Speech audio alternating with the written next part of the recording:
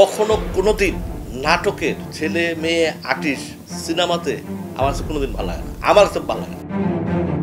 তোমার কি মনে হয় যত ইনসাফ, যত ভালো ছবি হোক, সুন্দর ছবি হোক, ইনসাফ কি লাভ করবে? প্রশ্নই আসে না। অল্প বাজেটের ছবি দিয়া ইন্ডিয়ান ফাইট ডিরেক্টর দিয়ে আমি একটা বাংলাদেশ একটা সেটের ভিতরে ঢুকে এফডিসি 2 নম্বর ফ্লোরে 1 মাস শুটিং করছে। হ্যাঁ, ওইটা সেট করে এখানে করে আমি 2-3 কোটি টাকা ছবি বানা দিয়ে আমি ছবি ছেড়ে দিই। এইগুলো আর চলবে না, এগুলো অভিনয় যায় না, সিরিয়াস না সিনেমা চলে এগুলো যেভাবে তার চামচামি যে স্টাইলে যে করতেছে, সাকিবও মনে মনে খুশি হয়, আমিও মনে মনে খুশি। গ্রীষ্মকালে মুগ্ধা বলুকটা এফডিসি যে আমি ছবি করতে চাই, আমি এফডিসির মানুষ হতে চাই, ও কয়টা ছবি সাইন করে চিন্তাই করতে পারবো না। আমি এই ছবির তো আগা মাথায় আমি খুঁজে পাইনি। এই ছবির আগা কোথার থেকে কি আসতেছে, কই থেকে সিয়াম আসলো, কই থেকে নিশু আসলো, কই থেকে ওই যে জয়ার বাইশা, হ্যাঁ, ওই একই ক্যারেক্টার করলো, সাকিবের মতো যে ক্যারেক্টারগুলো সেম ক্যারেক্টারগুলো করলো, এটা কই থেকে আসলো? গল্প কি? গল্পর ভিতরে এই ছবির ভিতরে ভালো ছিল একটু অ্যাকশনটা ইন্ডিয়ান বোম্বের লোক ছিল, সে ডিরেক্টর, অ্যাকশন ডিরেক্টর, এটা ভালো ছিল। কিন্তু তোমরা একটা জিনিস কোনো জানো না, বাংলাদেশে কলিকাতায় অ্যাকশন ডিরেক্টরের বোম্বেতে যদি তারা 5 ভাগ টাকা নেয়, বাংলাদেশে কলিকাতা তারা 1 ভাগ টাকা নেয়। এটা আমি বলে দিই কী কারণে নেয়। কারণ ওরা জানে যে বাংলাদেশে হল কম, সিনেমা বিজনেস কম, কলিকাতা সেম হল কম, বিজনেস কম। এই জন্য যদি বোম্বাইতে তারা 10 লাখ টাকা কাজ করে, বাংলাদেশে তারা কাজ করে 2 লাখ টাকা। এটা কিন্তু অনেকে জানে না।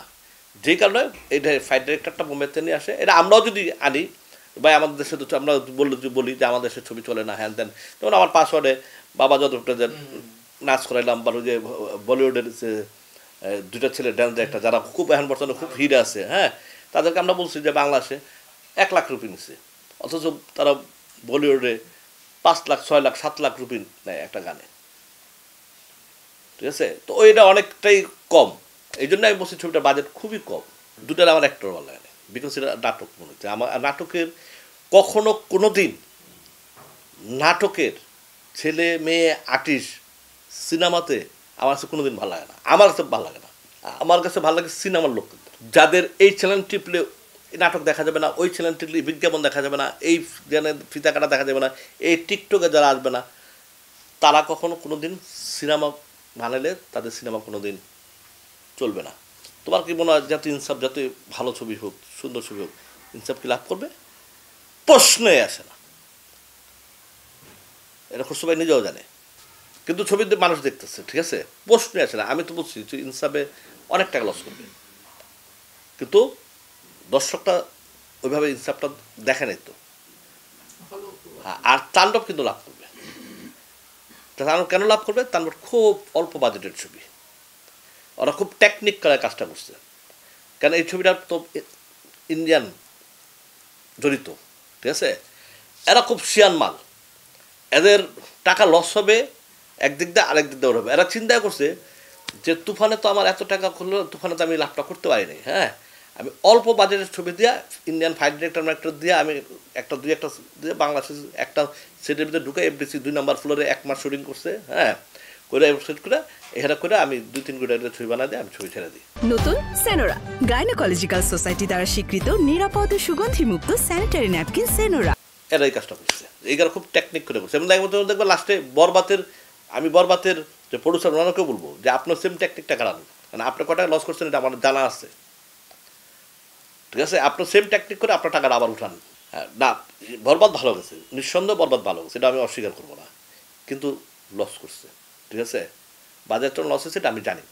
উনি হয়তো আবার বলে নাই বা কিল বলে নাই, কিন্তু ওনারই বিশ্বস্ত লোকের থেকে এটা আমি শুনছি। তা ওনাকে আমি বলবো যে আপনার সেম কম বাজেটই আপনার ছবি বানান, আপনার টাকাটা ওঠান, কারণ আমরা চাই ইন্ডাস্ট্রিতে প্রডিউসার থাকুক। এইগুলো আর চলবে না, এগুলো অভিনয় যায় না, সিরিয়াস না সিনেমা চলে এগুলো। আমি একটা কথা বলি, এটা খুব মজার একটা কথা বলি। হ্যাঁ, আমি বলছিলাম একটা সাক্ষাৎকারে বলছিলাম যে সিয়াম না, আফরান নিশু, শাকিব খান 19.5 আর 20 ছিল, সুরঙ্গ আর প্রিয়তমা খুব কন্টেস্টের ছবিটা ছিল, ঠিক আছে। সেখানে সিয়ামের একটা ফ্রেন্ড বেস তৈরি হয়ে গেছে, সুন্দর হয়ে গেছে সব কিছু। বিশ্বাস মানে আমার চোখেই আমার দেখতে বিশ্বাস করতে মনে হয়, প্রথম আলোর যে প্রোগ্রামটা করছে সেখানে সিয়াম ফার্স্ট করে 50% চলে আসছে, আফরান নিশু 50% চলে আসে, ঠিক আছে।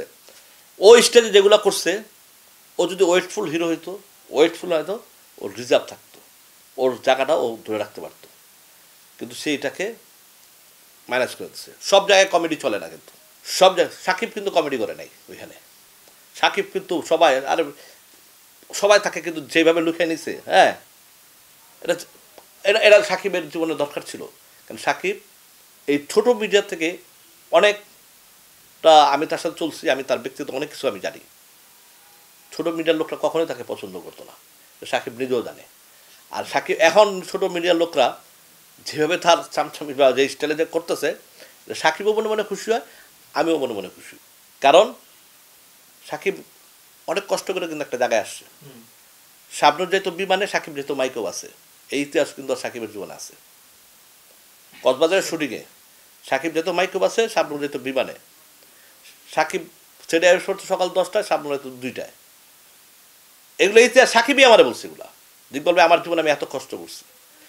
এই ছোট মিডিয়ার লোকরা কখনোই তাকে অনেকভাবে তাকে হেউ করতো, কিন্তু আজকে আল্লাহ তাআলা ওর জায়গাটা একদম সুন্দরভাবে নিয়েছে। এখন ছোট মিডিয়া বলতে আমাদের সিনেমার থেকে ছোট মিডিয়ার আরও অন্ধ বেশি, বক্ত বেশি। এটা আমার কাছে খুব ভালো লাগে। তো নিশু যদি সত্যিকার পার্সোনালিটি ধরে রাখতে পারতো, আর এইখানে যে ক্যারেক্টারটা করছে সাকিব, লাস্টে এক আঙ্গুল উঠায়া ওর পুরোটাই পানির ভিতরে শেষ করে দিচ্ছে। ওটা ওর নিশুর বুদ্ধি হয় নাই যে আমার পরের সিনটা কার সিন আছে, এবং ওটা আমার মনে হয় এটা নিশুর বলেই নাই, হ্যাঁ, বলা হয় নাই। এবং ওরা কিন্তু ডিরেক্টর কিন্তু এখানে সুন্দরভাবে কাম করে একদম পড়ায় মোড়া যা ধরনের করে কিন্তু ওরা কিন্তু কামটা গড়াই দিচ্ছে। সে এই সিন্ডিকেটে যারা পড়বে, এই সিন্ডিকেটে যারা পড়বে, এদের লাইফ এই 3-4টা ছবি। এটা এটা ওর দরকার কি? নিশু ছবি করবে, প্রডিউসার অভাব নাই তো, কেন ওই ধরনের ছবি করতো, ওই সিন্ডিকেটের ছবি করতে পারো। নিশুকালে মুগ্ধা বলুকটা এফডিসি যে আমি ছবি করতে চাই, আমি এফডিসির মানুষ হতে চাই, ও কয়টা ছবি সাইন করে চিন্তাই করতে পারবে না, ঠিক আছে, যে আমি এফডিসির শিল্পী হতে চাই, এই যে নাটক শেষ, বিজ্ঞাপন শেষ, সব কিছু আমি শেষ করে দিলাম, আমি এফডিসির শিল্পী হতে চাই। দেখবার নিশুর কয়টা ছবি হাতে চলে আসছে। এই এফডিসি চালানের মতো যোগ্য লোক দরকার, যোগ্য লোক এফডিসি চালানোর মতো নাই।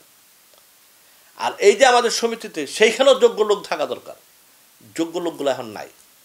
কি পোলা পান্ডা, আমি যাইতে আমার লজ্জা লাগে, পোলা পান্ডা নেতৃত্ব দেয় কারা?